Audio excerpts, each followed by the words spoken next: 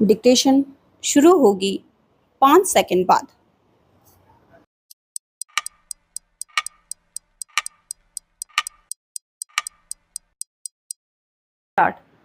लोकसभा में आम बजट पर चर्चा करते हुए नेता प्रतिपक्ष राहुल गांधी ने जिस तरह अपना यह पुराना आरोप नए सिरे से दोहराया कि बजट बनाने वालों में कोई एससी, एसटी और ओबीसी अधिकारी नहीं होता, उससे यदि कुछ स्पष्ट है तो यही कि वह समाज को बांटने वाली विभाजनकारी राजनीति पर अड़े हैं।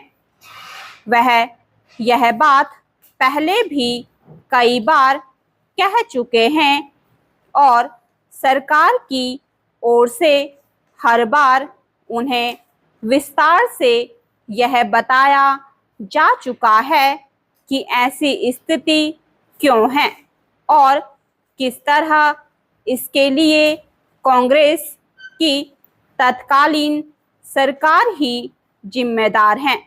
लेकिन वह कुछ समझने के लिए तैयार ही नहीं। वह जानबूझकर इस तथ्य की भी अनदेखी कर रहे हैं कि संप्रग सरकार के समय भी यही स्थिति थी। वैसे तो उच्च स्तर की नौकरशाही में यथासंभव सभी वर्गों का प्रतिनिधित्व होना चाहिए, लेकिन शासन के हर फैसले में शामिल अधिकारियों की जाति गिनना खतरनाक जातिवादी राजनीति है।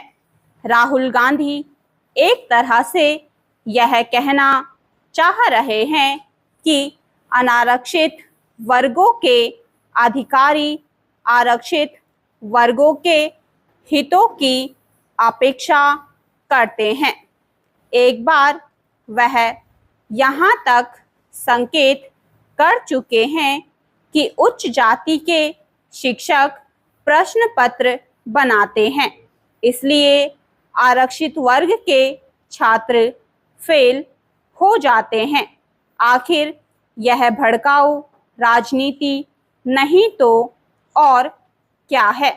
राहुल गांधी के रुख रवैये से यही लगता है कि वह अभी भी चुनावी मुद्रा में हैं। आखिर वह जो कुछ मोदी सरकार से चाह रहे हैं उसे कांग्रेस संगठन और साथ ही अपने दल द्वारा शासित राज्य सरकारों में क्यों लागू नहीं कर रहे हैं? क्या मोदी सरकार ने उन्हें ऐसा करने से रोक रखा है? उन्हें बताना चाहिए कि कर्नाटक, तेलंगाना और हिमाचल प्रदेश में बजट बनाने में आरक्षित वर्गों के कितने अधिकारियों की हिस्सेदारी होती है।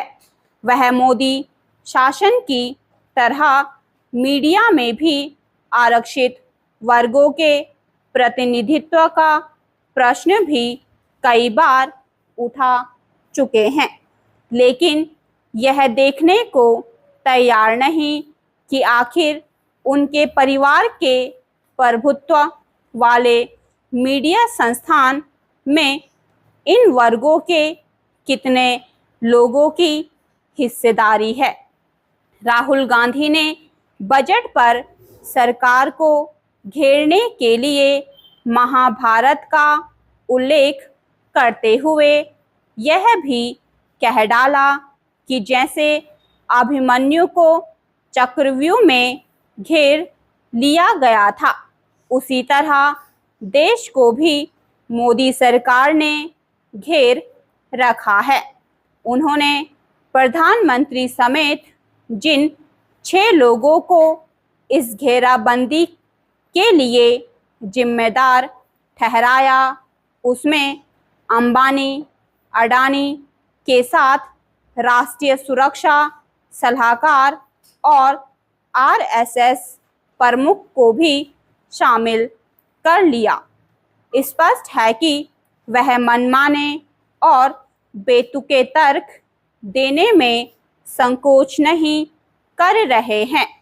वह अपनी ऐसी बातों से चर्चा में तो आ जाते हैं और उनके समर्थक उनकी वाहवाही करने में भी जुट जाते हैं, लेकिन नेता प्रतिपक्ष के तौर पर वह ना तो समाज को कोई सही दिशा दे पा रहे हैं और ना ही सरकार को कोई सार्थक सुझाव।